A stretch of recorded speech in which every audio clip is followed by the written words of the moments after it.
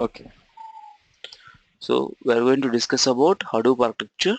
Hadoop architecture consists of two nodes. One is the master node, another one is slave node. So what we call the slave node? Data node. Data node. And the master node is called name node. Why we call it is a name node? It will have metadata, Mhm. configuration information. Not only configuration information, your name node act as a master, and he will maintain the metadata. What he will do? He will maintain the metadata, Yeah. and that metadata, he stores the metadata in the form of namespaces. What is the namespaces? Like a path. Let's say I have a file called amazon.txt. I have a file called amazon.txt. This file is there under root.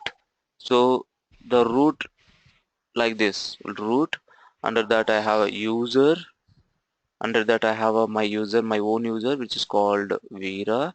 Under that I have another folder called data. Under that I have a amazon.txt.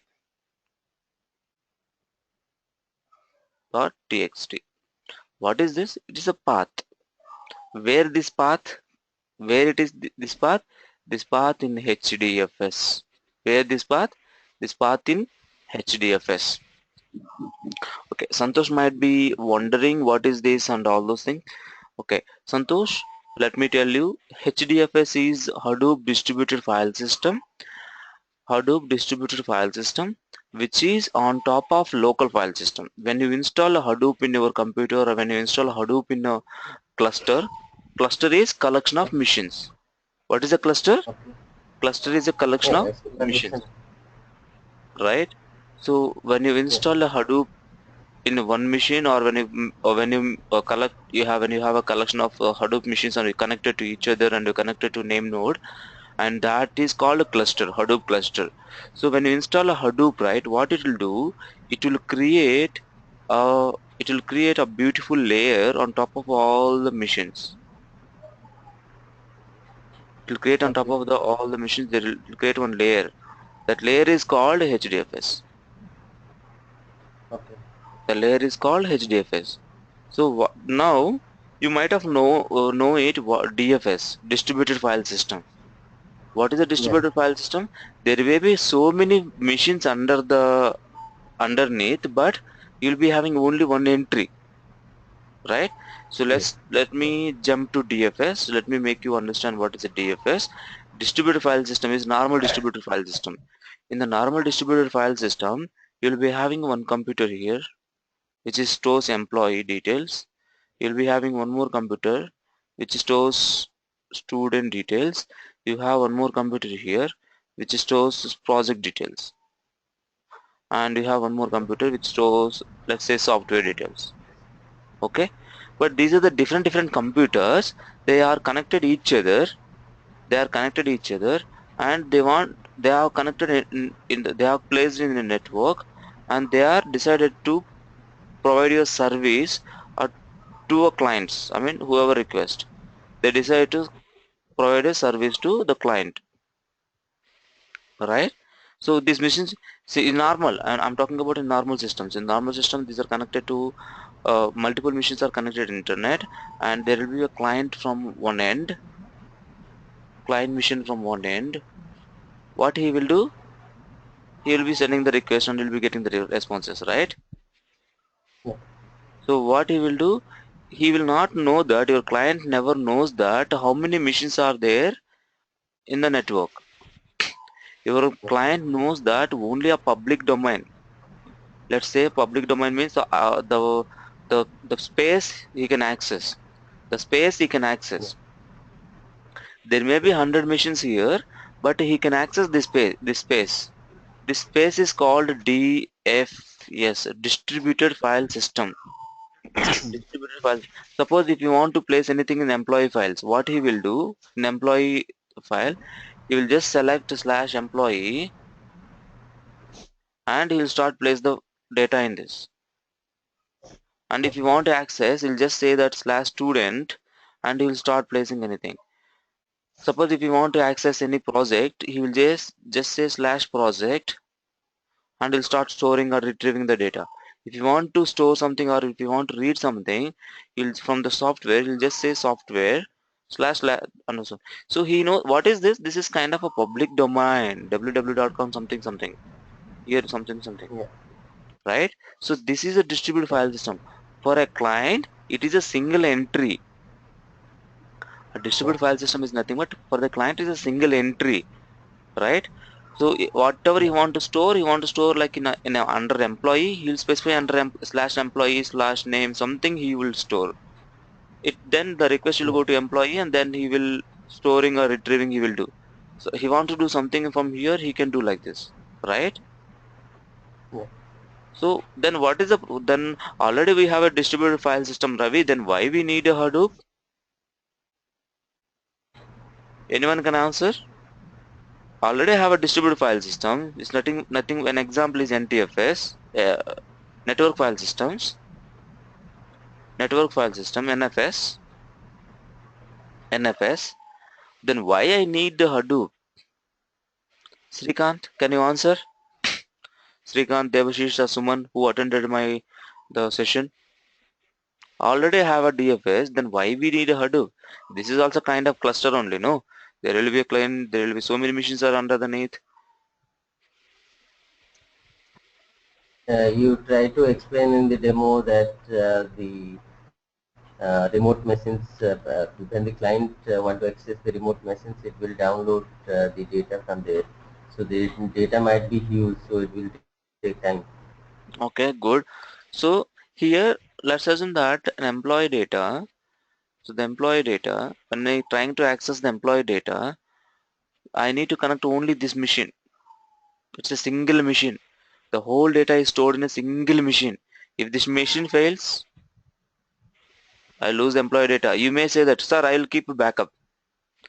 Okay, fine, you keep a backup, but when I send a request to employee machine, this machine is failed, my job will not go to the backup. So someone has to bring the backup and he has to connect to internet, right? Someone Right. has to So bring it in and Hadoop, there may be Okay. multiple copies of the same data. Scalability and yes. high Uh, So availability. in distributed file system, these machines work independent to each other. Means exactly, they will have the structures and the data in a single machine. exactly. The whole employee data will be there in the one machine. Whole student data will be in the one machine. Now, if employee data goes down, I will lose employee data. I will not be having access to employee data. You may say that, sir, I have a backup of employee, but that backup of employee, you need to connect again, right? Suppose Yeah, I have requested employee data. When I send the request to employee data, this machine is fail. My job will fail or success? yeah, it will be Job will failure. fail. Job will fail because my job don't know where the backup is. No one is keeping track of it, right? If someone is keeping track of it, okay, job, then what he can say, okay, if this mission is failed, the backup is there another mission, you go and talk to that other mission. So that kind of manager, that kind of managing service, no one is there, right? That's the one disadvantage. And so as soon as I load the data into this employee machine, is there any option I can get the default backup? So No. someone needs to take a manual backup or someone needs to execute some automatic script to take a backup. Yes, And also here the data can be read in the form of small blocks, 4 KB blocks, right? yeah, And this is also sequential process. It will take so much of time because the whole data is there in a single machine. It will be a sequential process. Let me give a small example. I have a box of apple. Okay, in the box I have 10 apples. I ask you to pick. You may have a two hands, okay, like a two core, like a two threads, okay. You may have a two hands. Then how many attempts you'll do? 5 attempts you'll do, right?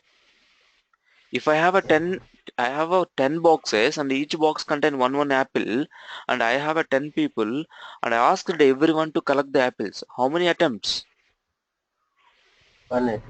and one attempt per person. Everyone will can just pick and they will finish the task very quickly.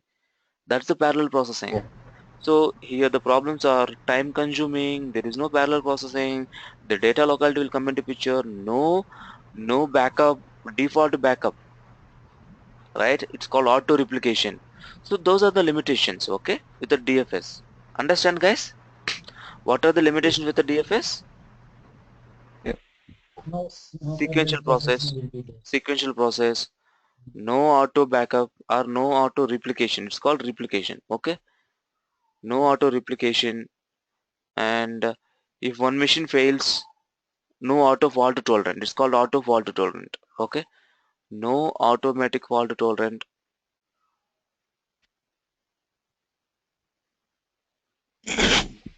No auto fault tolerance. The whole data will be in single machine, so it's a sequential process, time consuming process, time consuming, right?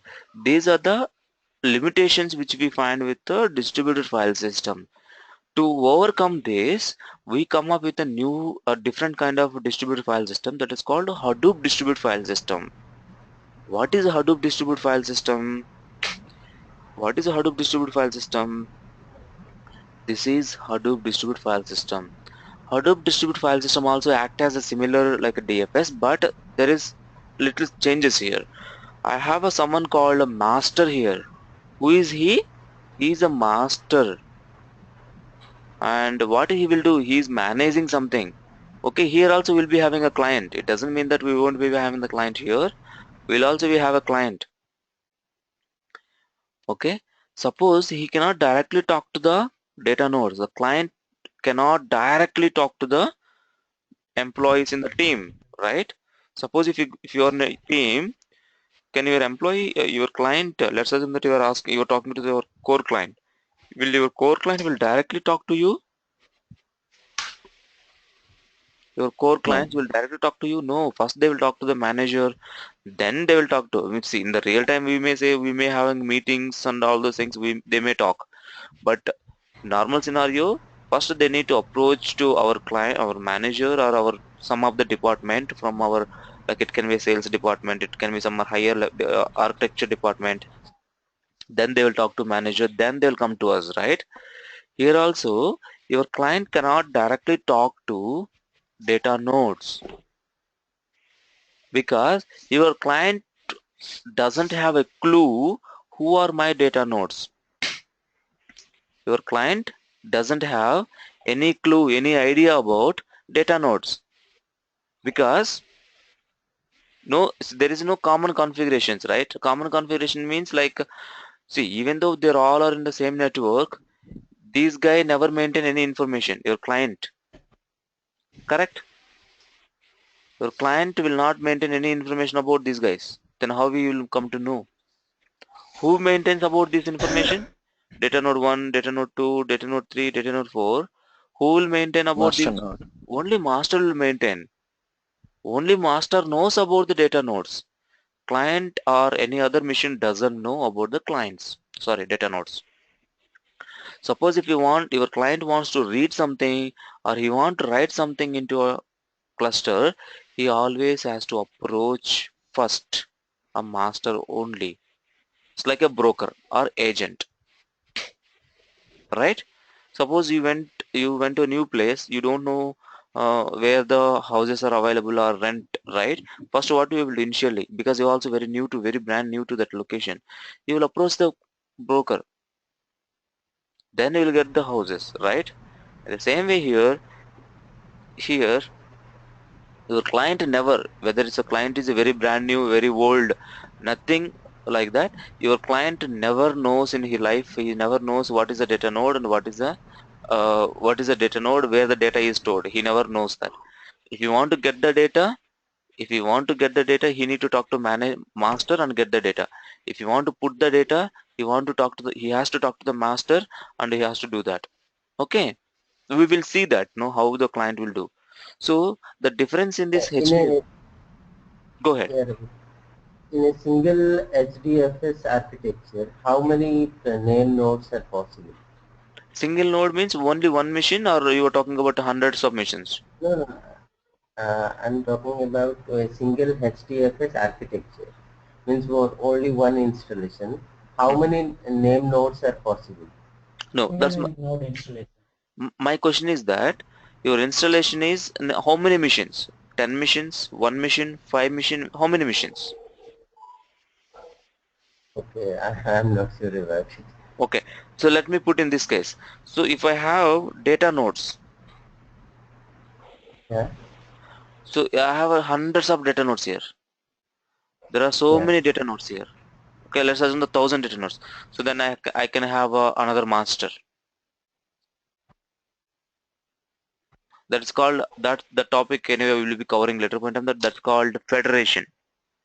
That's called federation, HDFS federation. Okay, okay. so in the federation both will active. Both the masters will active. Suppose if you have a team of 50 members team is there in our office, how many managers will be there? Only one manager can manage the 50 members? No, he cannot manage. Then there will be multiple managers: testing manager, development manager, backend SQL manager. There will be different kind of managers, right? Yeah. The same way here as well. When you have a less amount of data nodes, like a 10 nodes, 20 nodes, so one master is enough. But the client machine should be connected to only one master, or should be connected Okay. to both of the masters. Okay. Here the client machine is not always connected. Okay. Your client machine is not always connected to one machine. The client machine is nothing but when you want to talk to this master, he will enter his IP address and will connect. When you want to connect to this master, and he will enter his IP address and he will connect. Oh, okay. Okay. So, so depending upon the connection, the what kind of data set the client want to retrieve, that will be decided. Exactly. Okay. Clear? Yes. Any other doubts? No. Okay. So when you install Hadoop software and the HDFS layer, in this, the very first and foremost thing, the block size is very bigger than normal file system. What is the block size? 64 MB or 128 MB. It 128. it can be changed. Okay, you can make it 100 MB, you can make it 32 MB, you can make it you can increase it. That can be changeable. Okay, but do you can you change the block size in our local file system? No, we can't.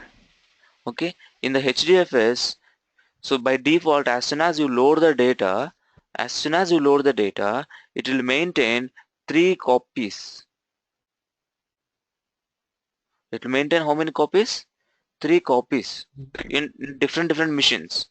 It will make sure that even though one machine fails, still I have a copy. Even though that machine fails, still I have one more copy. And you can change it. You can increase it or you can decrease it. You can increase it or you can decrease it. Okay. So because of this, the date Uh, the increase, it, increase it decreases means you have more number of copies, like 4 copies or 5 copies, like that. yes, yes. So if you say 5 copies, you should have a 5 machines. Minimum 5 machines has to be there, no? Yeah. So if you say only if you say only you have 2 machines and you said 5 copies, it's not possible, no? So by default, it is 3 copies. By default, it is 3 copies. By default, this Okay. block size is 128 MB or 164 MB. By default, you can change it according to your data, according to your cluster, according to your requirement. You can change it. And I'm not sure about this 64 MB, 128 MB blocks. Means mhm. how, Okay, where exact? okay. That block. One second, guys. One second. I'm just. Hi, Kishore. Kish, Hi, Kishore. Today we do not have a regular class today. oh, is it? Okay. So Okay. sorry, Okay, Vinod. I forgot to inform you. Okay, Okay. yeah, fine. The No problem. next class will be Monday only, and the Monday also I'll be asking the questions. Okay. I'll be taking a mock Okay. interview. mock interview kind of thing. Okay. Thank you. Okay. Thank you. Thanks. Thanks, sir. So as soon as you install the Hadoop software, right, the Hadoop software comes with a set of files. Those files are called configuration files. Okay, in these configuration files, the block size will be defined in the configuration files. So that those are XML Block, files. Hello, yeah. Block size of data nodes. block size of not a block size of data nodes, the block size of the file system. Files. The block size Okay. of file system. But so see, in the local file system, suppose in my laptop or your laptop, if I store a movie, or if I store any book, or if I store something in your machine, let's assume that I'm keeping a book in your C drive. Okay, C drive, some directory, let's say XYZ directory. So the book is 1 GB. Let's assume that.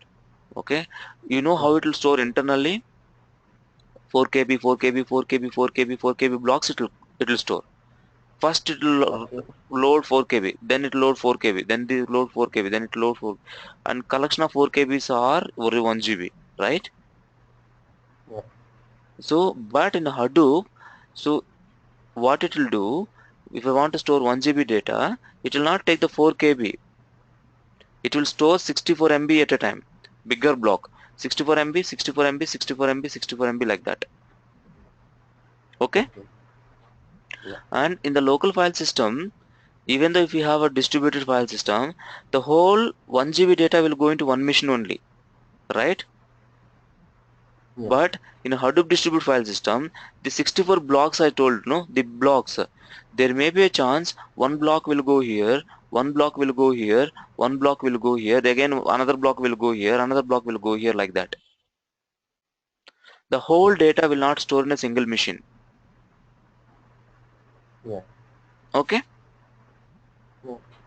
So here by default it has 3 copies, and also the data will not store in a single machine.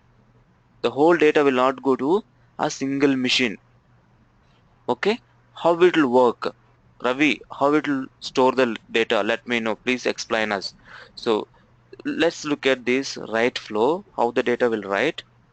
Guys, these are important classes. Please concentrate here. Let's assume that there is a Hadoop definitive guide. Hadoop.txt. Let's say this is one file. Okay, Amazon.txt, like that. This is one file. So what is my block size in HDFS? 64 MB. 64. So now I have given a command. Guys, in the Hadoop, whatever the data you want to store or data you want to retrieve, we have a commands only. Okay. The command is Hadoop fs Hadoop file system. Fs means file system. Hyphen put. Put means I'm putting into cluster. Put from where? You need to tell the source location. The source location is my local machine. User Vera, from in under Vera Amazon .txt. This is from, okay, from location. It's called source. And where you want to put in cluster, in Hadoop cluster, you put it under user data amazon.txt,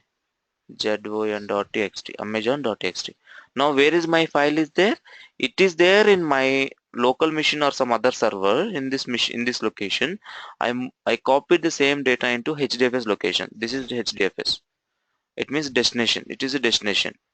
Okay, this is the source. Understand, guys? So now my data, my whole data will go and store in HDFS in this location, right?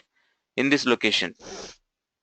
Now when I execute this command, right, from where I will execute this command? One of the machine, right? Any one of the machine.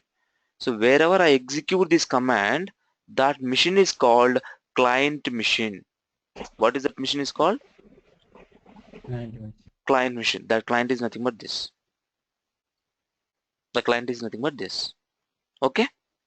Now as soon as execute this command, what your client understands, oh, this is the Hadoop request, fine, Hadoop file system, okay, fine. So let me read the configurations. What is the block size? 64 MB. Let's take 64 MB as an example. Oh, 64 MB. How many copies? 3 copies, fine, very good.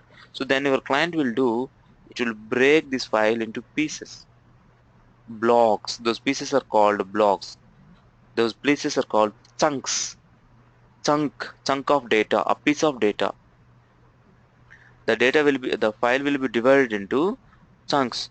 Block 1, block 2, block 3, block 4, and so on. Block 16. Okay. First your client will divide the data into chunks and he will take the first chunk.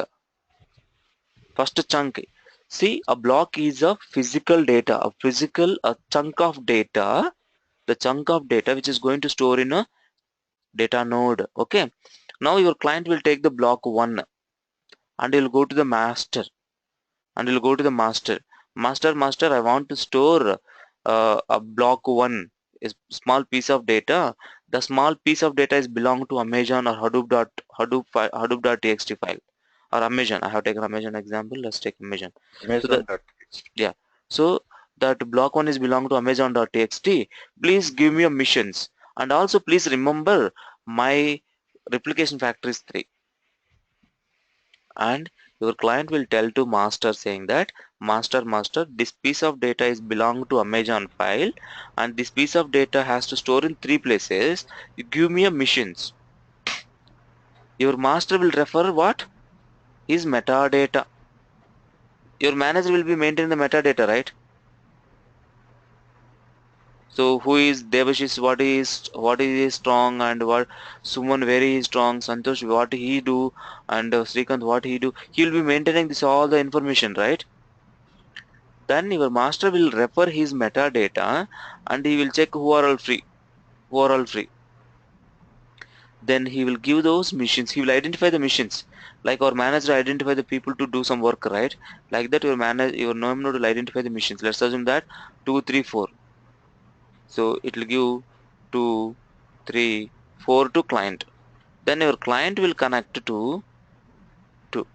Till the time your client doesn't know where is 2. Your client doesn't know where is 3, where is 4.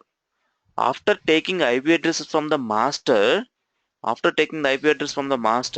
your client came to know, okay, here he is. Okay, I'll go and connect to him. And your client will create a pipeline. It's called data pipeline. He will create one channel to store the data. And your second machine will connect to third machine. And your third machine will connect to the fourth machine. Then they'll start send the data packets of the 64 MB. So the 64 MB data will be break into again small pieces, because through a network only small pieces only it can go, no? Right? It will go small pieces, right? So 64 KB packets. The packet contains a header, tail. You might have remembered in old, our classroom Yeah. or our, as part of our Network concepts. network concepts, right? So the data will store here. Application. Now, okay, so Ravi, here you have master nodes and data nodes, right? How your master node that which machine is alive, which machine is dead? So for that, Heartbeat. they will be keep sending the heartbeat. Every 3 seconds, they'll send the heartbeat. I am alive, I am alive, I am alive, like that. Okay. As soon as the data is stored in these machines, right? The blocks, and they will send the block report also. And your master will maintain the metadata. How will maintain metadata, you know? Amazon file. This is very much important, guys. Okay. Amazon files. The block 1 we have stored right here. And block 1 also here. The block 1 also here. Now your Amazon file, your master will understand, okay, there is a block which is a block 1 which is belong to whom? Amazon. It's a block 1 which belong to Amazon 1. Then as soon as the data is stored successfully here, these guys will inform to master, we got a data from the client which is belong to Amazon. Then your master will do, okay, block 1. Oh, block 1 is moved to mission 2, mission 3, mission 4. And the next your client will do with the second block 2 also. Then he will talk to the master, and master will give some missions. He can give 1. Let's assume that this time he given 1, block 2 here, block 2 here, block 2 here. Okay, next block 3 here, block 3 here, block 3 here. next, and so on. Okay, in this case your master will maintain, okay, block 1, block 2, block 3, and so on, block 16, and block 2 is stored where and all? First machine, second machine, third machine. Block 3 is stored where? First machine, second machine, and fourth machine. Like that he will maintain the information. Who will maintain this information? Your master. This is called what? This is that is called what? File to block mapping. This is called file to block mapping. This is called file to block mapping. This is called block to data node mapping. Block to data node mapping. Now my data is stored in the multiple machines. My data is stored in multiple machines. Right? Are you guys able to follow? Yeah. Yes. Santosh, Suman, Devasish. I think Srikanth went offline. I think you guys able to understand? Yes. Yes. Yeah. Now there are small chunk here. Some chunk is here. Small chunks. And here some chunks are there. Here some chunks are there. Like that there are some chunks, right? When I want to process the data. Now I have stored the data in multiple places and whole data, right? The whole data is completed. Now when I want to process the data, and again your client will send a request to name node saying that if you want to process the data, guys, again you will be having a Hadoop, jar path, there will be command here, and also you will give the destination. My data is there in HDFS in this location, user slash data slash amazon.txt. You will give Hadoop command. Okay, when you want to process it, Hadoop, jar, I'll explain all these details, all these commands, don't worry. So as soon as you execute this command, your client will go to a name node. Your client will go to a name node saying that master, in this location I have a file. In this location I have a file. Please go ahead and process. This logic will be there in this jar file, guys. So I'll tell you what is that logic. Okay. Now your master will has to identify, okay, where and all the data is stored. Correct, right? This data now, this whole data is stored in these many machines, right? Then your master, what you will do, first you will read the block to file mapping, a file to block mapping. Okay, this is Amazon file. Okay, okay, this is the file. How many blocks? 16 blocks. Okay, good. So where and all the blocks are stored? Here, right? Okay, and he will tell to the client, you you go ahead and read from one block from here, one block from here, one block from here, and so on. He will tell. He will give the one mission. See, he will give all three missions. Your client will decide from where I need to read. So your client will read one data from one machine. Let's assume that the block 1 is processing here, and block 2, the block 2 is processing here, the block 3 is processing here, the block 4 is processing here. Okay, so the process will happen parallelly or sequentially? Parallel. Parallelly. So we have a parallel. If we have a parallel, time will be less consumed, right? And we have a automatic replication or not? Automatic replication or not? Yes, we have automatic replication. And let's assume that I'm processing data here. This machine is gone out of network. So in this machine, how many blocks are there? Block 2, block 3 are there. But I'm processing block 1, and the block 1 is stored where? Here also I have a block 1. Block 2, let's assume that block 2. So block 2 processing, it mission is failed. Where and all the other block 2 is there? Here also I have a block 2. Here also I have a block 2. The job will be loaded here. The job will be launched in this mission. Then even though one mission is failed, still my job is continuing. My job is not failed. So my job is success. So I have a hot to fault tolerant also. Understand, guys? What is that replication tool? Replication means duplicating the data.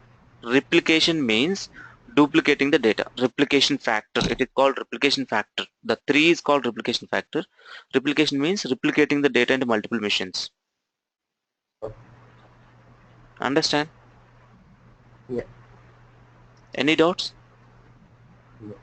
Now we are going to see the roles and responsibilities of each and every machine, like a name node. What is the roles and responsibility of the name node? What is the roles and responsibility of the data node? Okay, now you guys understand the difference between the DFS and HDFS, Yes. right? This is very much important, guys. This is one of the interview question. What is the DFS? What is the HDFS? And what is the difference between these? When I have a DFS, why should I go with the HDFS? Okay, okay, guys. Okay, let's Yes. let's move to our PDF or our slides. So from our slides, I'll explain you something. So from our slides, I want to take you very detailedly from the scratch of the concepts. So the first slide is we're going to see what is a big data, examples of the big data, classification of the big data, characteristics of the big data, and association. Anyway, we have discussed this as a part of the demo, but I'll give you a very high level. Okay, we'll explain on a high level. What is big data? What is big data? It's a huge amount of the data which cannot store and process using traditional approach in a given time. What is a big data? What is a big data? A huge amount of the data which you cannot able to process or store or process using traditional approach. Traditional approach is nothing but your RDBMS approach. Okay, in given time. That is very much important. Let's say I want the report in 5 seconds. So your traditional approach may not able to give the in 5 seconds by processing that much of amount of the data. That traditional approach can give by processing 1 GB data. The same approach cannot able to give the report in 5 seconds by processing 10 GB data. So that's the difference. Okay, so in given time, if I'm not getting the reports in the traditional approach, it means that data is called a huge amount of the data. So how much huge amount of the data? You are telling huge, Ravi. How much huge? We can say the huge amount of the data. People will think that it will be GBs, TBs, petabytes, zettabytes, exabytes, right? But it's a it's a correct. Partially it is correct, not exactly. Even though we can say small amount of the data also a big data. So can you send 100 MB as an attachment in through an email? No. No. So the 100 MB is a big data for whom? Email application. Right? Let me connect my charger, guys. 1 second. Please go through this. So you cannot transfer the huge amount of the data to a network also.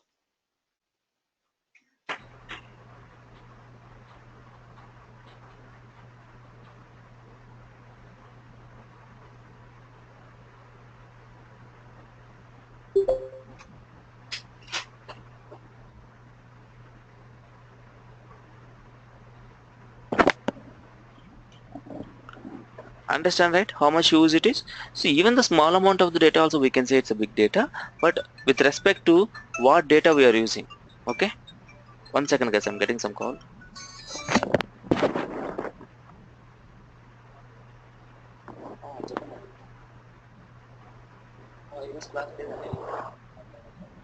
Monday, not into I mean, now we know because I want to understand clearly that how you guys are understanding how the things are going to understand. And if you are kind of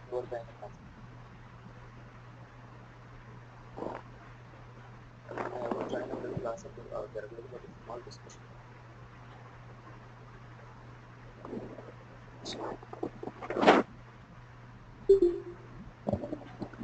Okay, understand, guys? So small amount of data also we can say big data with respect to what application we are processing. Okay. Okay. Next, big data. If you see in 80s it was a kilobytes and 90s is megabytes. So the data is drastically changing. The data is drastically growing too much fast. The data is getting generating like anything, right? So why the data is increasing? Why the data is increasing? Because of the technology become very friendly. Everyone has a mobile, 2 3 mobiles nowadays. Everyone has a Facebook, everyone has a LinkedIn, everyone has a Twitter, everyone has, so they're generating huge amount of the data. Everyone has started doing business, or everyone started doing online shoppings, right? So social media is increased, and your satellites, your sensors, so many, the technology become very friendly. Everyone started using the all technology, so the data is coming that much fast in the into network. I mean, so what these companies are decided, okay, anyway we are getting some data, process the data, then after processing it, we will improve our business. To improve their business, they are processing the huge amount of the data, and they are improving their business. They're finding the analytics. They started doing analytics, and from the analytics they are finding some valuable information, and they're starting a business. They're improving their business. Understand, guys? And Yes. classification of the big data. The data has been classified into 3 different formats. One is the structured form, another one is the semi-structured form, other one is the unstructured form. The structured form is like your XML files, your CSV files, your database tables, because they have a proper structure. They have a proper columns, proper structure. But when it comes to semi-structure, your text files, your log files, your XML files, your JSON files, these are all semi-structure. Unstructured means your audio, video, and your images. Okay, guys, I'm going bit fast here. I know that, because there is a video on this on this same classification of the data. Okay, the video which I have shared with Yes. you all you guys. Please have a look. You'll easily understand that. That's there in a very layman level that you can easily understand. Okay, and characteristics of the big data. What is the characteristics of the big data? So there are 6 V's. Here we are showing you only 5 V's. Actually, these are 6 V's. 6 V's means volume, velocity, variety, veracity, variability, and value.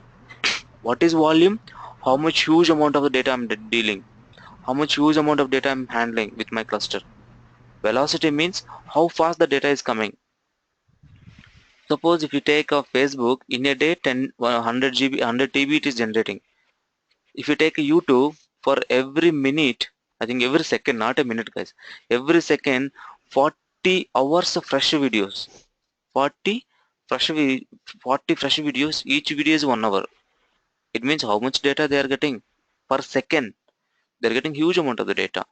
Variety, yes, the variety means what are the variety we have seen, different kind of data. It can be text, it can be video, it can be image, it can be something else. Veracity, how good the data is. Is it a trustable data? Is it a secure data? So how good the data is. And and another one is the variability. Let's assume that I'm getting some data from the source. Today I'm getting the data in the form of log files. Tomorrow he may change to JSON file. Tomorrow after that he may change to something else, right? The variable, there is no constant. It is a variable. The data is keep changing. So if the data is keep changing, that's called variability. And a value. Value is very much important. Why value is very much important? You have processed a huge amount of the data, and you should get some analytics out of it. Based on those analytics only you can improve your business, right? So some people will be doing a survey, feedback survey. So why they're doing a feedback survey? They want to get some valuable information. They want to understand what is the customer is expecting,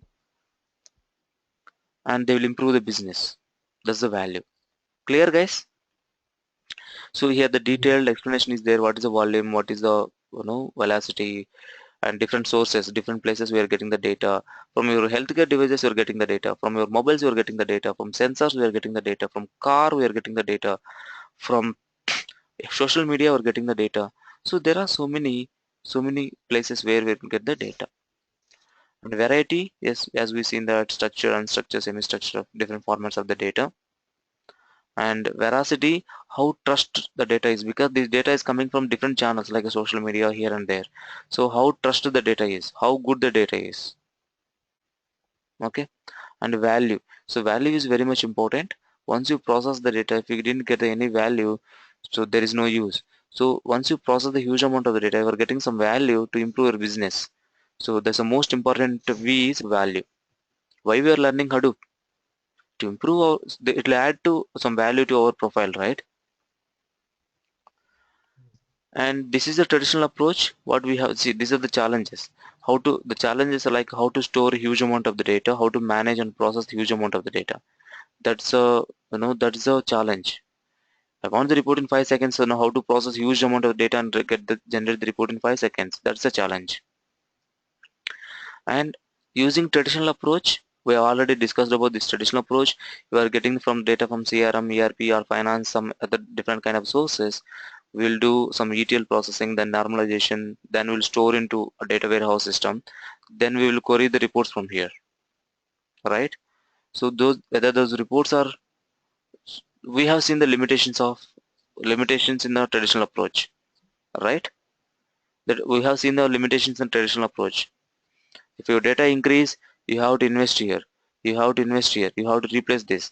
And it's a sequential process. There is no backup. The data has to download. And if it is sequential process, the performance, time will take so much of time. And there is no automatic failover. There is no automatic duplication. So these are the limitations we found with the traditional approach. That's why we moved to Hadoop. What is the drawbacks of traditional approach? It is expensive. It requires a lot of investment implementing or upgrading the existing system. It will it will be a problem for small or mid-scale companies. If the small companies are, they cannot change, they cannot invest more on it, right?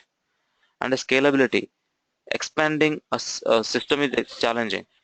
Expanding means increasing your systems are challenging. Time consuming because it will take so much of time because of this sequential process. Then what is the importance of the big data? So now the business market, your social security, and your security systems, your healthcare systems, your sports, human diseases, the future predictions, everyone is using big data now. Are you guys able to follow with me? Yeah. Okay, good. And what is the conclusion? The conclusion is, end of the day, big data provides you opportunities of big analysis. What is it happening? At the end of the day, we're getting some raw data, process the raw data, get the analytics, right? So to lead the big opportunities, what the analytics will do, you can change your business. So how the Flipkart is started exclusive business? After Flipkart started, I mean, as per my understanding, first Flipkart started exclusive business. After analyzing so much of things, they started exclusive, then email, then Amazon, then eBay, then Snapdeal. Everyone started exclusive business. They found something interesting in exclusive business by doing analysis, right? To give to gain a competitive edge in the future world, to advance the quality of life, or overcome the limitations of traditional databases. So that's the conclusion of the big data. So you learn the big and earn the big. Okay, learn the big data and you can also earn in the big. Understand? This term is for developers as well as the business. Okay, if they implement the big data or big data technologies, they can improve the business. A developer, if he learn the big data, he can gain the more salaries. He will get the more opportunities, right? Then what is this? Hadoop. Hadoop is open source Java-based framework that supports storing and processing large amount of the data in a distributed environment. Understand this statement? It is a Java-based framework. It is a Java-based framework where it can store huge amount of the data, where it can process the huge amount of the data. Okay, and there is a brief history here. I'll just want to explain this history. Okay, so in 2002, in 2002 only, not now. In 2002, there is a person called Doug Cutting. Doug Cutting, this guy, DUG Cutting, Doug Cutting. This guy is a freelancer. Freelancer. What is a freelancing? What is a freelancing, guys? He is an Freelancing is independent like developer. Independent developer or independent. He's not belong to any organization, right? So this freelancer started doing some project called Nutch, Nutch, Nutch project. It's a kind of web search engine project, web search project. Then he found some issue with the managing the data, huge data. Then he waited. In 2003, early days of in 2003, Google also faced the same kind of problem, but they launched a white paper. White paper means they have solved the problem and they have given abstraction. Abstraction means if you go with this way, you can solve the problems, but they will not give the source code, because if the Google gives the source code, everyone implement the same thing, right? That's why the Google didn't give the source code. They just given the white paper. What is that white paper? GFS and MapReduce.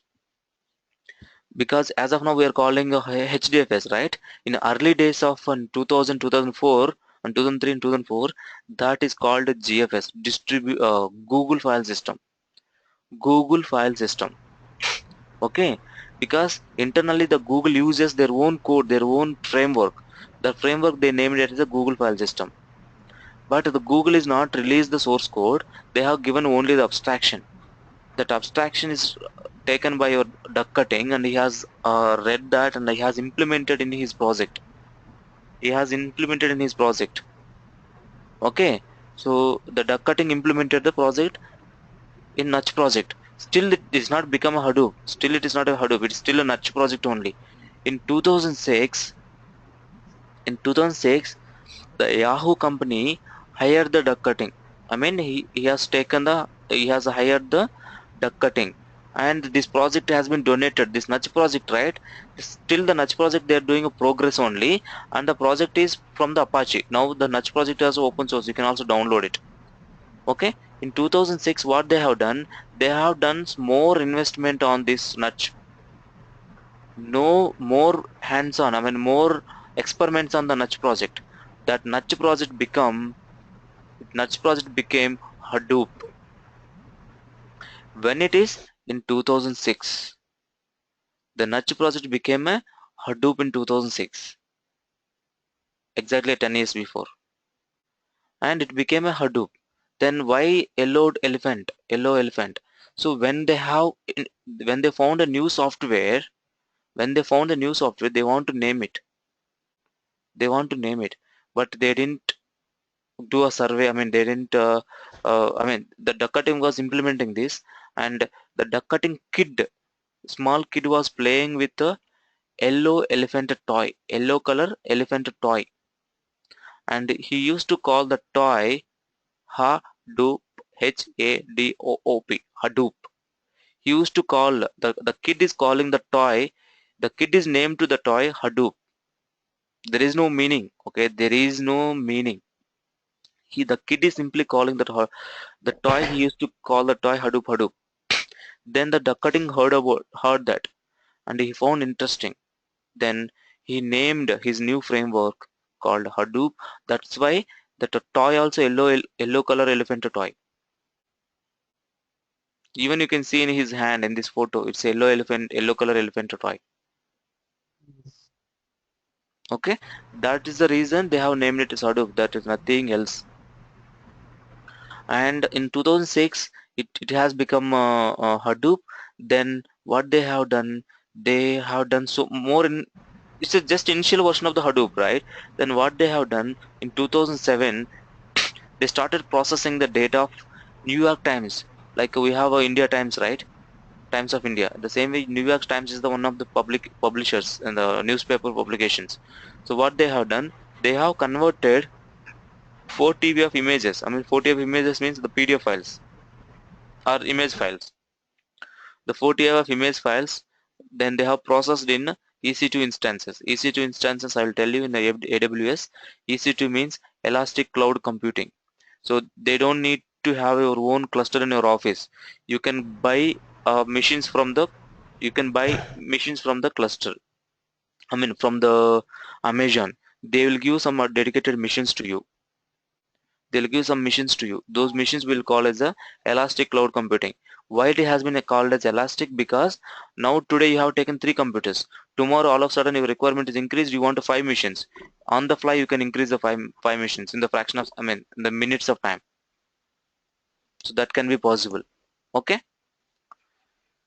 So They have tried this on 2007, they have successed, and in 2008 the Facebook also launched a similar kind of tool which is called Hive. Why they have launched Hive? Because they were having a SQL developer in the Facebook, and they have found some difficulty to process the data using the Hive, SQL, and they want a distributed manner how to process the data in the distributed manner. They started looking at, then they have introduced a new tool called Hadoop, which will give the SQL support. It will give SQL support to Hadoop. And 2008 Hive? only, sorry, No, no, they discovered Hive. yes, they discovered Hive, they introduced Hive. Hive is from the Facebook tool. Okay, and in 2008 only, because in the 2006 they have donated this software to Apache. Okay, in 2006 around 2007 they have donated this project to Apache. Donation means complete including source code. What is Apache? Okay. Apache is a foundation where it will collect the all the this kind of software. They'll provide a free software. If you take any Apache software, everything is free. No, you don't need to buy anything.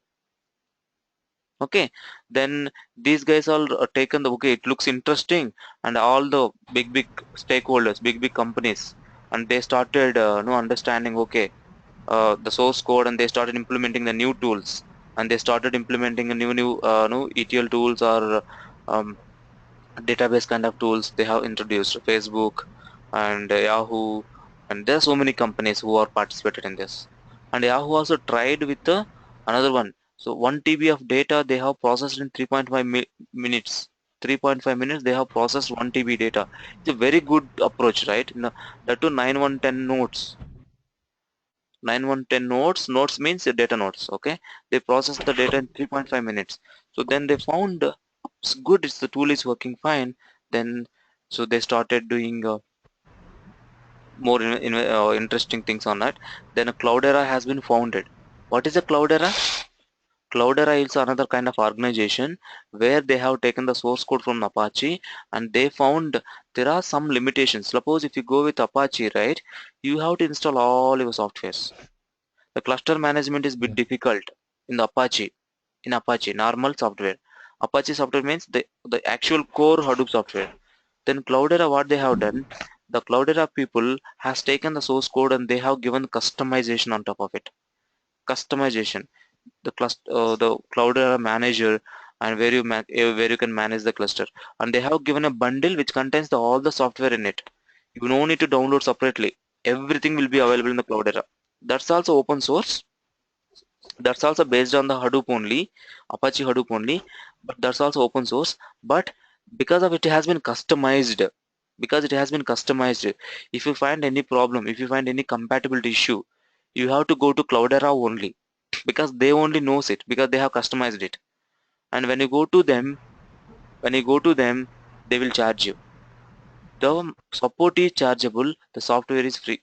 From Cloudera, Hortonworks, there are so many other things. I'll tell you. Okay, there are so many, more than 10 to 15 distributions are there. Okay, then in 2009 it has been a big summit, and everyone come to know the big data, and close to in 2009. Okay, Hadoop and big data. Understand the history of the uh, Hadoop. Yes. Okay, this is the history of the Hadoop. Let's move to a next slide, and how the So job this opportunity. Hive is, yeah, Ravi. Yeah, Hive. Hive is a data warehousing tool for Hadoop, right? Exactly, very good. Okay, so how the job increase, jobs, how the job opportunities, there are so many of jobs. You don't go with this slide, so this is very old slide. So the, yes, they need so many jobs, they need so many people who will do analytics. The very frank guys, I am training the so many people, and my company asking me to train the college students on the big data. College students on big data, you can assume that how the job opportunities, how the market is looking for the people. Oh, Okay, and you'll either you can become a Hadoop developer, you can become a Hadoop administrator, you can become a Hadoop data scientist. I mean, you can become a data scientist, you can become a Hadoop architect as well. So based on your experience and based on the skill set, you can become. And the concepts, ecosystem, it's called ecosystem.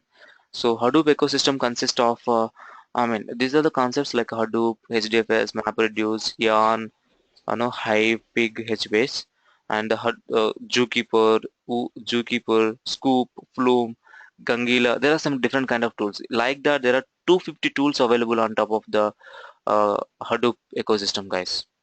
Okay, let's move too quickly because the time is running out of time. So then what is Hadoop? You guys know what is Hadoop? It's an open source Java based framework where you can store a huge amount of the data, we can process it, right? It is designed to process the huge amount of data efficiently, and it has two components. One is a HDFS, another one is MapReduce. And HDFS cluster. What is a HDFS cluster?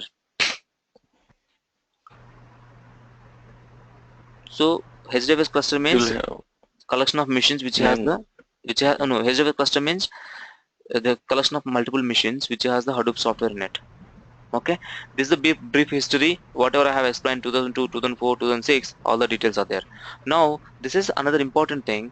Why we need Hadoop? Because we have seen there are some limitations with DFS. traditional approach. These limitations are there. To overcome these limitations, we need Hadoop. Correct, right? Yes. So it is a cost effective, it is a less cost, and a scalable, and it's a open source, and the speed of execution.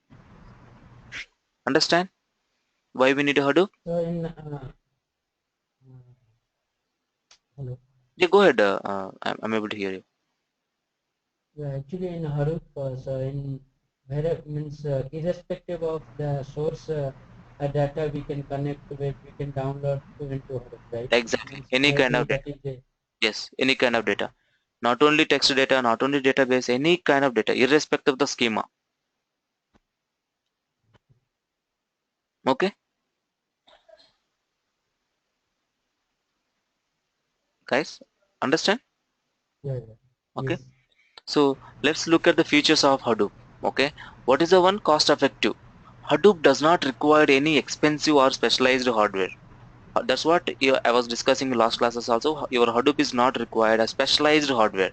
You can take any normal hardware, you can connect to you install Hadoop software and you can connect into the cluster. In order to in order to make it, the technically referred as a commodity hardware. We need a commodity hardware. That's commodity hardware, cheaper hardware. Even our laptop we can call a commodity hardware. Large number of nodes. You can connect any number of nodes in the cluster. It can be 100, it can be thousand of nodes. The main advantage of having a large cluster is if you have a large cluster, you can process the huge amount of the data, right? If you have a very big cluster, you can store a very huge amount of data. You can process huge amount of the data efficiently. And parallel processing. We have seen what is the parallel processing. Therefore, the data can be processed simultaneously across all the nodes, right? So which saves a lot of time. Distributed data. So while storing the data will be distributed across the multiple machines, and also it will replicate the data also. Right? Automatic failover management. What is automatic? In case of any data node is fail within the cluster, the job will not fail. Your job will be spawned to another machine. The Hadoop framework would replace the particular machine with another machine and it replicates the data. So another kind of failover management I'll tell you. If one machine is failed in your thing, and whatever the data is there on that machine, it will be replicated in other machines because we have 3 copies, no? As soon as you bring the new machine, it can copy internally. That automatic failover, I'll show you that. It's a automatic failover is with respect to processing, with respect to storage also. So both of you will talk later. Okay. So data locality. What is a data locality? You guys understand data locality? Data locality means if you have a data center in Singapore and you are querying from India, the data has to download to India to process in India machine. Yes. That is called a non-data locality. Data locality means wherever the data is there, data is there in Singapore, you be there only, I'll come to you. That's the data locality. Okay. Heterogeneous cluster. What is a heterogeneous cluster? you can keep any machine in the cluster. It doesn't mean that always it should have a suppose I'm making the cluster of using CentOS. It doesn't mean that all the machines has to have a CentOS only. No, it can have any type of machines. Read here. Even mean, sorry. in data locality, you mean to say like the data is in the Singapore location. So if I want to download the data, my We will not download host the data. network will point. What? Data locality means wherever the data is there, we will not move the data. Why we will move the data normally? Why we will move the data? To process, to analyze, right? Yes, yes. So to do a process to analyze, you don't move, you be there only. I'll come to Okay. you. That is the data locality. Means that the destination data will come to the host network. The final output you're telling? Like that Singapore server location data will be coming to the host network, right? No, that will not come. If it is coming, that is non-data localization. That is non-data local. So it is processed then and there. Yes. Okay. Okay. Yeah. So let's take an example. You guys are sitting at your homes, right? You are the Yeah. trainer come to you. Means the trainer is coming to your home through online. Okay. This is student localization. Yes. So suppose you guys come to me, like my institute. You guys come to me. Then it is not a student localization, no? Yeah. Understand? Yes. What I'm telling, wherever you guys are there, one guy from Mumbai, one guy from America, one guy from UK, you guys be there only. I'll come to you through online. That is student localization. But here we are saying the data. We're talking about data. That's why data localization. We're telling that the data you be there only. I'll come to you. I'll process it. See, if you guys want to come to me, so I have to wait till all guys come to my classroom, right? Yes. It may take so much of time. You have to start from your home and you have to reach here. It will take so much of time. Instead of that, you be there only. We'll connect on online. So fraction of seconds we can connect and we can just have a discussion. That's the student localization. The similar example, similar kind of thing. Okay, Yeah. clear someone your doubt? Yes. Okay. Now heterogeneous cluster. What is a heterogeneous cluster? So in the cluster, right, we have seen here. So in this cluster, we have a couple of multiple machines here, no? See, we have so many machines, right?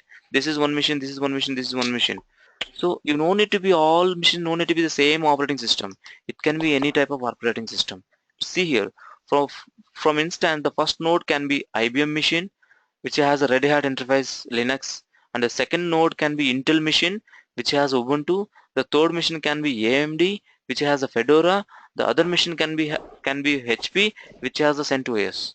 It means that different kind of operating systems I'll support, different kind of machines I'll support.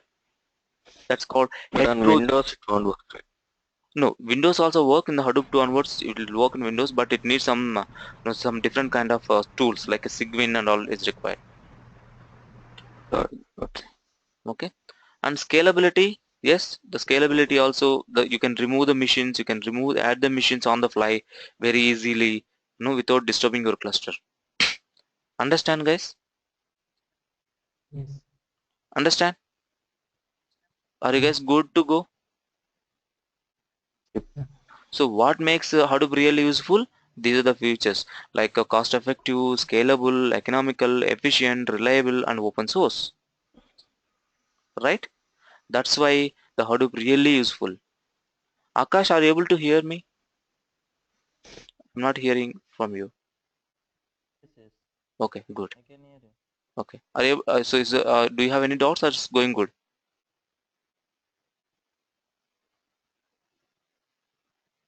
Okay, fine. So there are so many distributors. Like as I said, there are so many people who are providing Hadoop services. I mean Hadoop framework. One is the Apache, which is the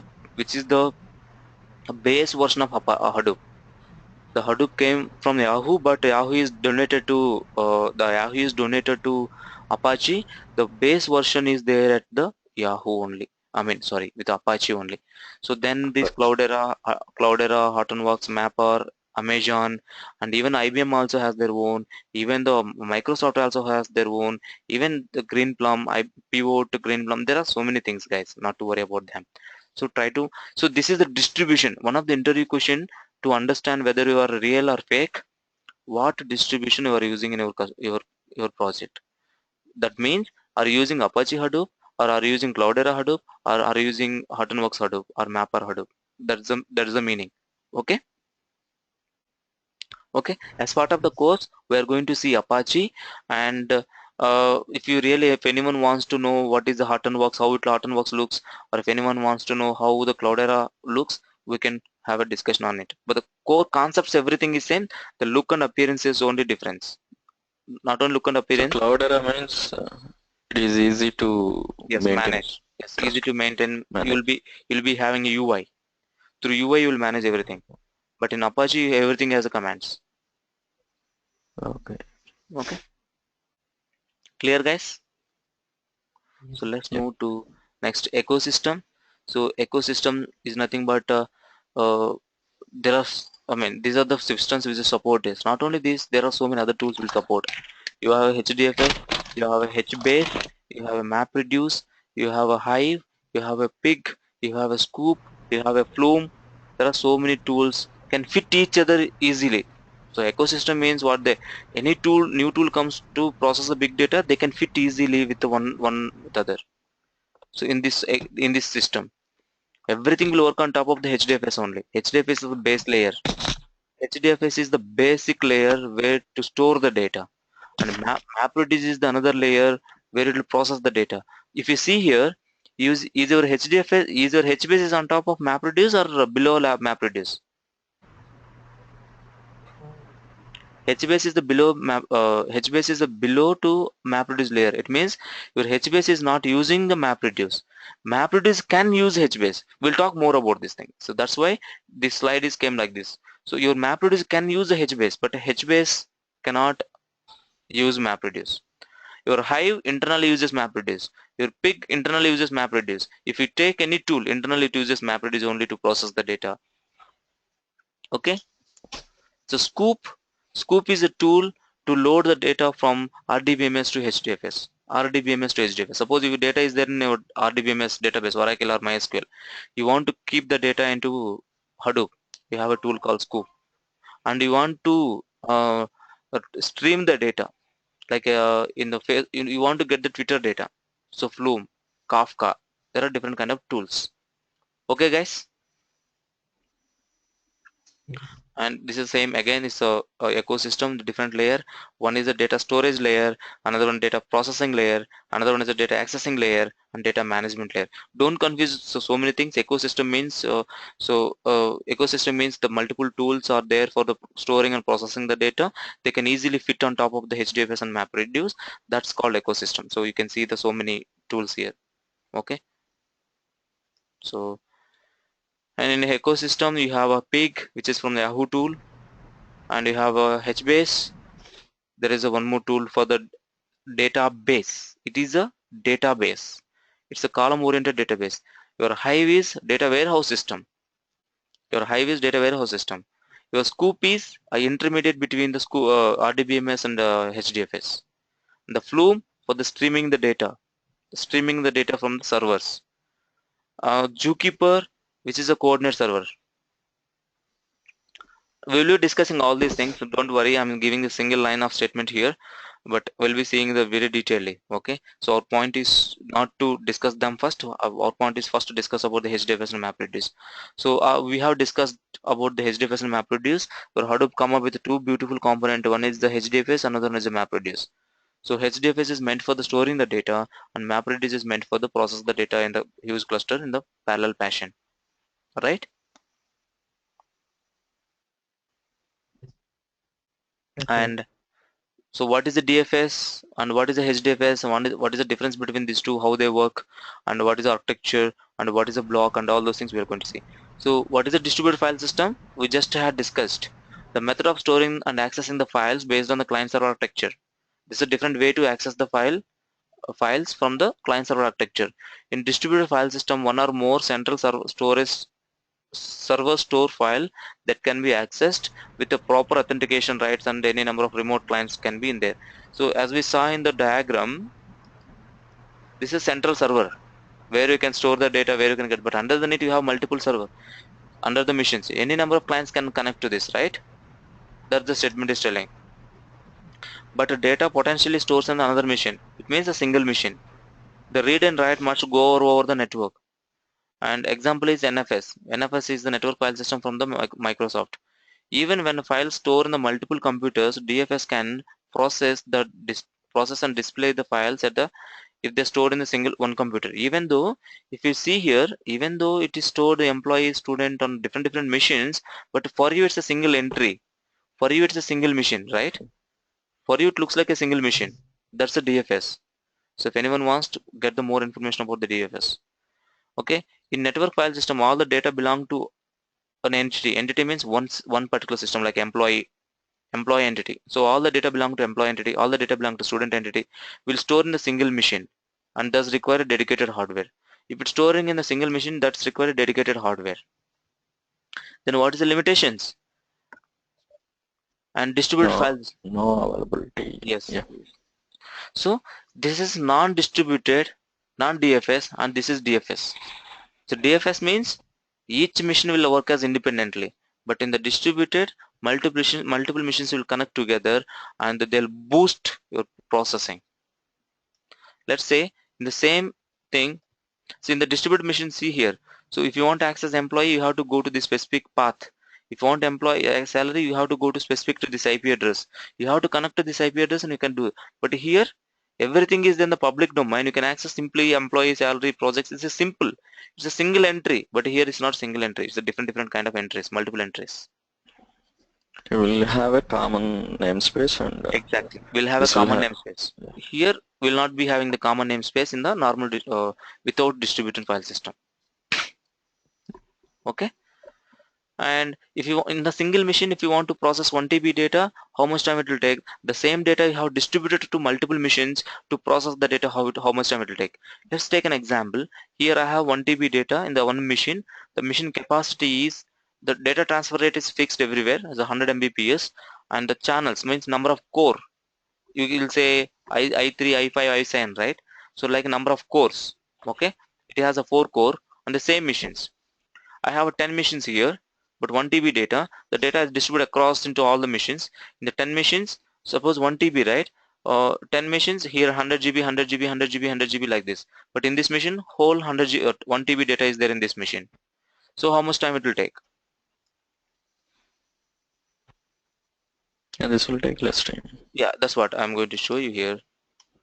So in the first time, if you go with one machine, to find the time, data by speed. So 1 TB means these many MBs and 4 channels, right? It's a 4 core. Each core will process 100 Mbps. It's a PS, seconds, but I need in minutes. So I have converted. So closely it will taking 43 minutes to process for one machine. But if with the 10 machines, 4 minutes to process. Correct, right? Understand? Yeah. So this is how the data will be processed in the DFS. So you'll be having a master slave and you'll be having a storage area network where the process will be initiated from here. So we're not going to get into more detail here. We'll just go to our then what is the HDFS? So Hadoop come up with a distributed file system which is called HDFS. HDFS stands for Hadoop Distributed File System. It's a by default underlying storage platform for Hadoop using commodity hardware. So in Hadoop, where the data will store? In HDFS only. Where the data will store? It will store in HDFS only. HDFS is a file system designed for storing very large file streaming access. What is this? You can store the huge amount of the data in the HDFS. It can be batch process or it can be streaming data. Any kind of data it can load. Okay. HDFS accepts any format of the data regardless of schema. So we have discussed your HDFS can store any type of data. You don't need to know, oh, I can store only text files, I can store only files, I can store only images. No, it's not like that. In HDFS you can store any data, any data. Okay, and you'll be having multiple nodes like a name node, data node, secondary name node, and all those things. A backup node. There are so many other things. We'll talk about them very soon now itself. So you know the difference between the HDFS and DFS. Okay, let So, me one, yeah, go ahead. yeah, so by default NFS will be there. Hmm. So when we install HDFS, so file system will get changed, right? Yeah, when you install the Hadoop, it will So, become HDFS. so no more NFS in No, that. no. Okay.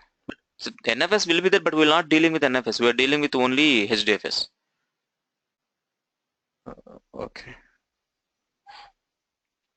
And terminologies like node, any system or device connected to network is called a node. Daemons, we will be talking these terminologies, daemons, a cluster. So Hadoop cluster, this terminology will be keep talking. That's why I kept a separate slide for it. Daemons means a technical term used to describe the background process in Linux machines.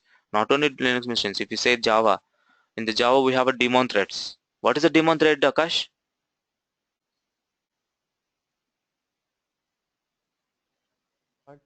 It's like dead threat. No, it's not a dead thread. No, no. So what is a daemon thread in our, what is a daemon process in Java, Akash? It's multi-threading. No, do you remember garbage collector?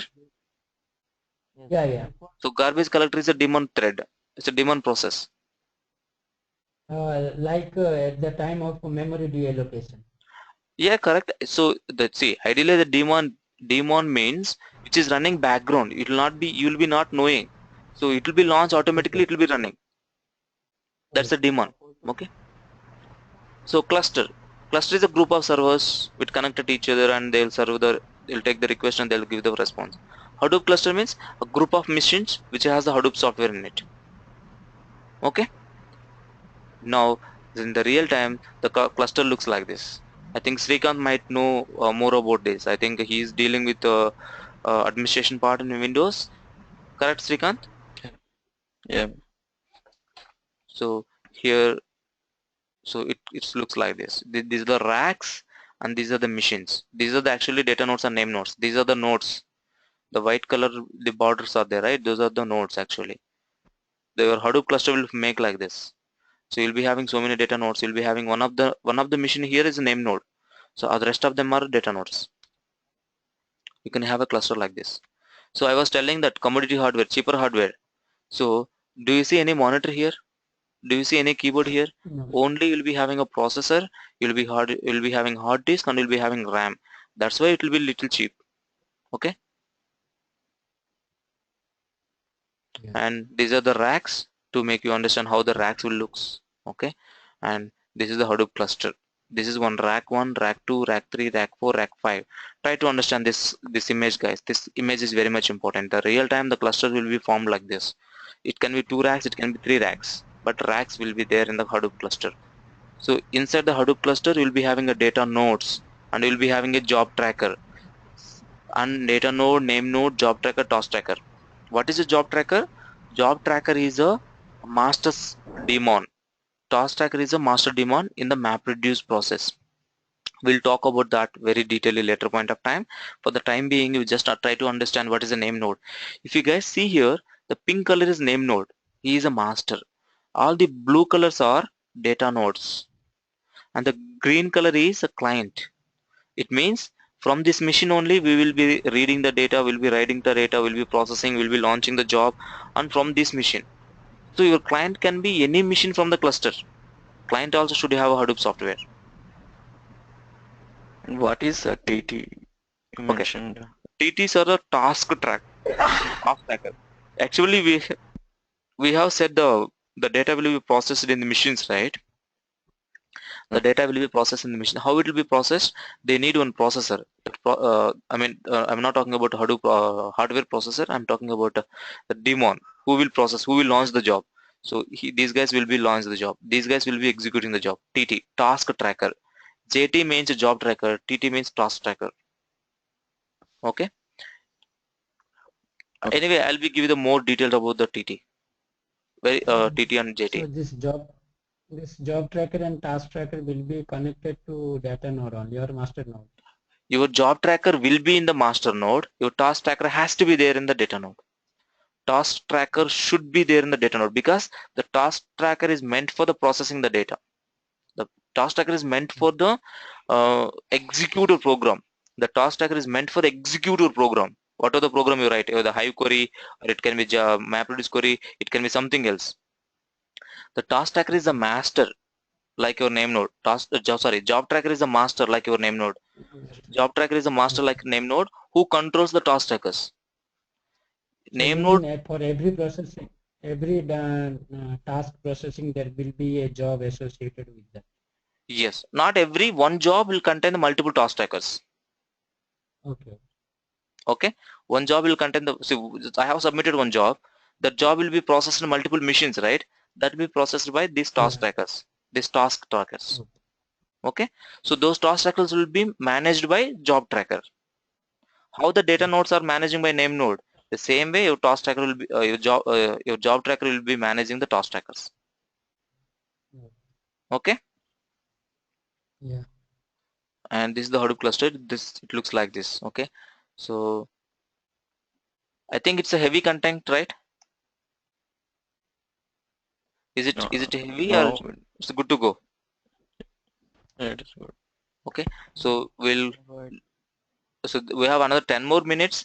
If you guys have any doubts, please raise and we'll discuss about your doubts. Then we'll move to next slides.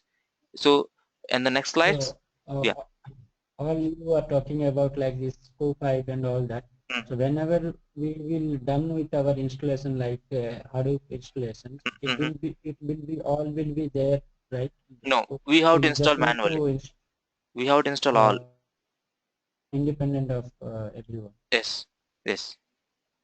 So normally, when you, if you, that's what, if you go with a Cloudera or Hortonworks, everything will be inbuilt.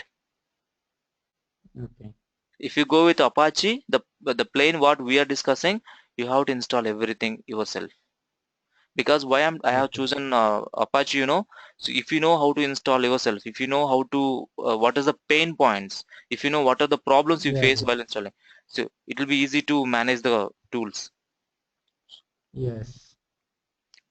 Okay, so any other doubts? Okay, so let's discuss only one more slide, then we'll stop today. Santosh, are you able to follow? I think I have Yeah. doubt Yeah.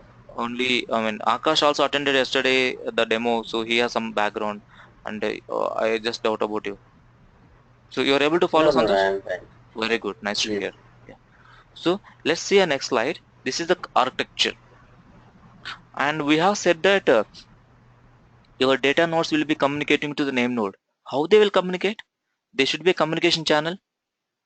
There should be some Yes. communication channel. That communication channel is called RPC. What is RPC? Remote procedure call. It's a protocol. Like I have HTTP. The same way we have RPC. So RPC is a lightweight protocol which will carry very small amount of the data. It will not carry that the RPC is not good suit for the processing huge amount of the data, or carrying the huge amount of the data. So that's why, so what your data nodes will say to name node, I am alive, a small message, I am alive, that's it, right? Or your data nodes will send a report, a block report, I have stored this one. So it will not contain any data, no, I mean it will not contain huge data, right? Understand? Yeah. So that's why your name node and the data node, between the name node to data node, the communication channel is RPC, because lightweight protocol is enough there. We don't need a bigger protocol. Okay. Then Yeah. your client also will be talking to the name node, right? Your client also talking to the name node, saying that a master, I want to store this. A master, I want to process this, like that, right? He will be processing a small message. He will be not sending any data to a name node, right? Yeah. So that's why your client to name node also RPC. Client to name node also RPC. Client to name node is RPC. Data node to name node also RPC. But your client actually storing the data into where? HDFS. How will be storing the data? Yeah. How he is storing the data? He's sending the data. He's sending the huge amount of data, right? So he need a HTTP protocol. Your client to data node is a HTTP protocol. Your data node to data node also HTTP protocol, because your data node also transferring some data to other data node, right? Yeah. So that also HTTP protocol. Okay, understand? Yeah. If you see in this cluster, you have a two. If you see in this diagram, you have a two clients. Here one client, here one client. So in Hadoop cluster, you can connect any number of clients that they can request. Okay. I have one question. Go ahead. Santosh here. Yeah, go ahead, Santosh. The client will be connected to name node as well as the data node in a real life scenario. Okay, so your client will not connect to the data node directly. First, he need to talk to the name node, and he has to take the permission from the name node. It's kind of permission. It's not a permission. Your name node will give to, see, the client will not know where my data has to store or where we need to get the data. Your client will not know anything. Okay. Okay. So first your client will Yeah. talk to the name node and you will get the information. Yeah. Then your client will talk to the data nodes. Let's say I want to reach you. Okay. I want to reach you. I Yeah. don't have your phone number. So first who will I talk? There is a one agency. Let's assume that there is one agency where it will maintain all the phone numbers. Like let's take an example. Okay, I have an institute, my own institute, but I have a receptionist. I have a receptionist. What you guys will do, as soon as you go to the institute and you will register with your name, phone number and all, right? Yeah. So now I am a client.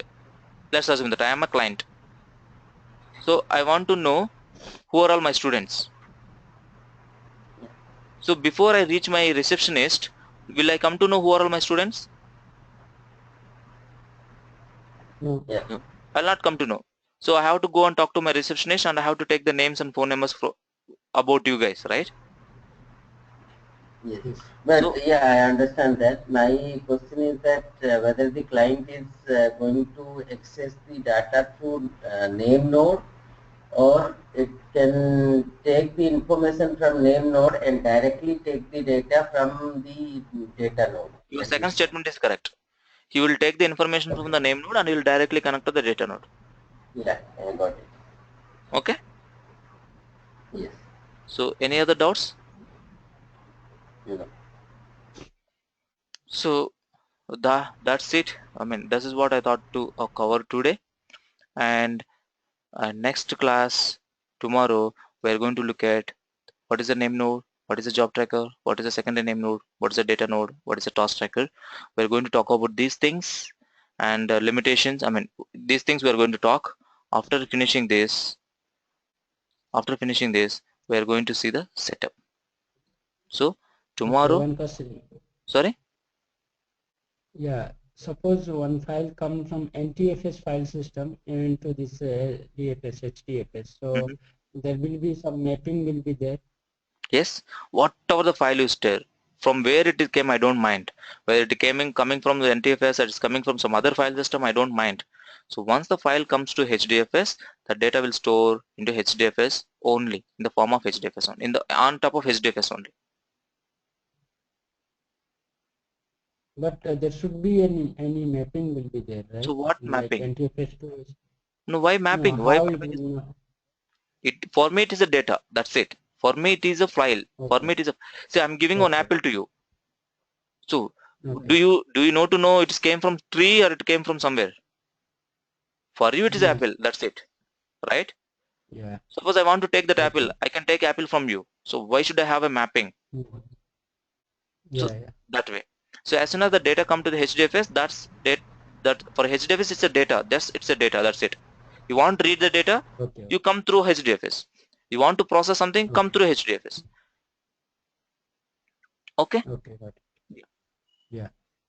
So hardly next 1, 2, 3, 4, 5, 6, 7, 8, 9, 10, 11, 12, 13, 14, 15, 16.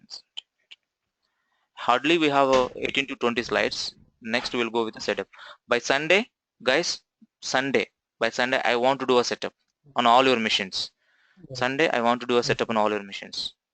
Okay. So one thing, what is the prerequisite of our operating systems? Like Okay. how many RAM and what is it? Okay. So today I will talk with each person, and guys, please take down my number. My number is, I think everyone has. Yeah.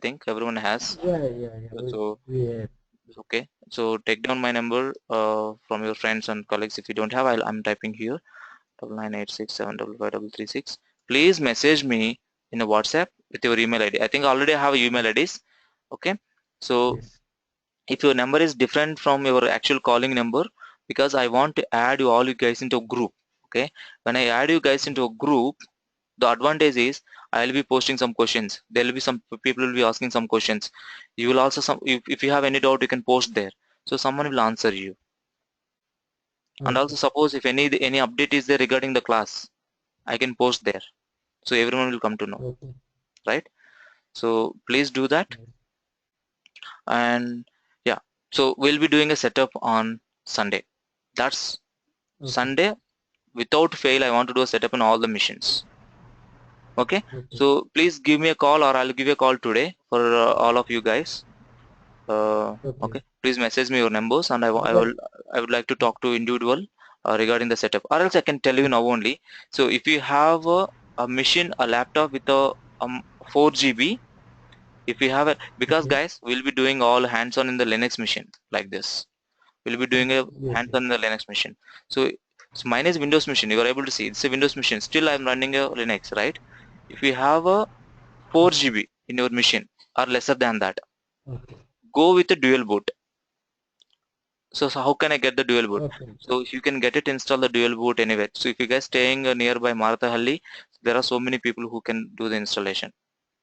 Okay. So Dual boot means while booting it will ask other you. operating system. Yes, so two operating systems will Okay. come, whether you want to go Windows, whether you Okay. want to go Ubuntu. Okay. So you can do that. Okay. If you have a more than 4 Okay. GB, if you have more than 4 GB, Okay. you can install uh, you can install this virtual box, virtual player. You can install virtual Okay. player, or you can install virtual box. You can install virtual Okay. box, and you can install Hadoop, Java, and Virtual. all. Oracle virtual Okay. box. Virtual box also. Okay. Means that will be Unix, right? Yes, that will be in the virtual box. You have to install the software. So please, who has the less than 4 GB RAM? Let me know now itself. No. So what is your details, Akash? What is your laptop details? And everyone, please send me your laptop Mine details. is 8 GB. Then you can go with Oracle VirtualBox or Okay. VM player. I I'll give have you the steps how to 6 install. GB RAM. It's a who is talking? I think. Yeah, Srikanth. Yeah, Srikanth, if you have a Yeah, 6 GB I RAM, have. go ahead, Yeah. Srikanth. So I can go with the virtual Yes, VMware player, right? yes, you can go with the VM player, or you can go with the Oracle VirtualBox. Okay. What about Santosh? I have 6 GB with Intel i5. Then you can go with the Oracle VirtualBox. Debashish? I have 4 GB RAM. Okay, with Debashish, I think 4 GB RAM also you can install VirtualBox or VM player, but it will be little slow. If you are okay with the speed, yes, you can go with VirtualBox also. Okay. And what about Akash? 4 GB RAM. Sorry, 4 GB RAM. Okay. Yes. See guys, the 4 GB or greater than that, you can go with the VirtualBox. If it's lesser than 4 GB, if you have exact 4 GB, the speed will be little slow. I mean, little slow. The commands and a little execute little slow. But if you have less than 4 GB, I personally recommend you go with the demo, no, dual boot. Others can, I think all you guys can go with the VirtualBox. All you guys can go with the VirtualBox. No matter, no problem, because all you guys has a four. If less than 4 GB, then dual means Ubuntu which flavor, Unix which flavor we should install? So Ubuntu. Ubuntu. Yes. Because we will be doing a classroom training Ubuntu. CentOS is also fine. Even you can work on the CentOS. There won't be any difference. Okay. So Okay. Ubuntu is ideal one. We can go with it, Ubuntu. Okay. Okay. So we'll be doing a setup by evening, guys. By Sunday. Okay. If anything is Yes, and, Sunday. So if you guys done with the setup and you guys are good to go with the commands, so those guys also will start with the commands.